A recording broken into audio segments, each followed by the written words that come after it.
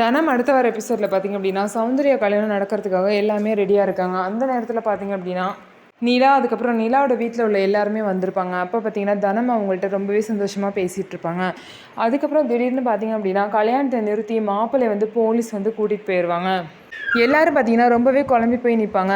சௌந்தர்யோட அம்மா பார்த்தீங்க அப்படின்னா, என் பொண்ணு கல்யாணம் இதோட 2வது தடவை நிற்கிது. நான் என்ன தான் பாவம் பண்ணேனோ, என் பொண்ணு வாழ்க்கை ஏன் இப்படி ஆகணும்? இனிமேல் யார் அவளை கல்யாணம் பண்ணிப்பா அப்படின்னு சொல்லிட்டு ரொம்பவே அழுதுட்ருக்காங்க. மண்டபத்தில் உள்ள எல்லாருமே பார்த்தீங்க அப்படின்னா ரொம்பவே குழப்பத்துலேயும் கன்ஃபியூஷன்லேயும் இருக்காங்க.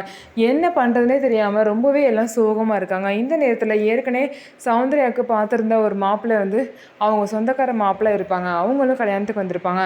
அவங்க வந்து சௌந்தர்யாவோட ரிலேட்டிவாகவும் இருப்பாங்க. அவங்க என்ன பண்ணுவாங்க பார்த்தீங்கன்னா, நிலா கையில் உள்ள தாலியை வாங்கி சௌந்தர்யா கழுத்தில் கட்டிடுவாங்க. இது யாருமே கொஞ்சம் கூட எதிர்பார்த்துருக்கவே மாட்டாங்க. சௌந்தர்யாவும் எதிர்பார்த்துருக்க மாட்டாங்க. எல்லாருக்கும் ஒரே ஷாக்காக போயிடும். ஆனால் அவர் வந்து சௌந்தர்யா கல்யாணம் பண்ணிக்கணும்னு நினச்சாரு. அதே மாதிரி நடந்துருச்சு. ஆனால் மற்றவங்களுக்குலாம் இது ஷாக்காக இருக்குது. இந்த வாழ்க்கையை ஏற்றுக்கிட்டு சௌந்தர்யா கண்டிப்பாக நல்லபடியாக வாழ்வாங்க. நம்ம வீடியோ உங்களுக்கு பிடிச்சிருந்தா நம்ம வீடியோவை லைக் பண்ணிக்கோங்க. அதுக்கப்புறம் மறக்காமல் நம்மளோட சேனலை சப்ஸ்கிரைப் அண்ட் ஹைப் பண்ணிவிட்டு பாருங்கள்.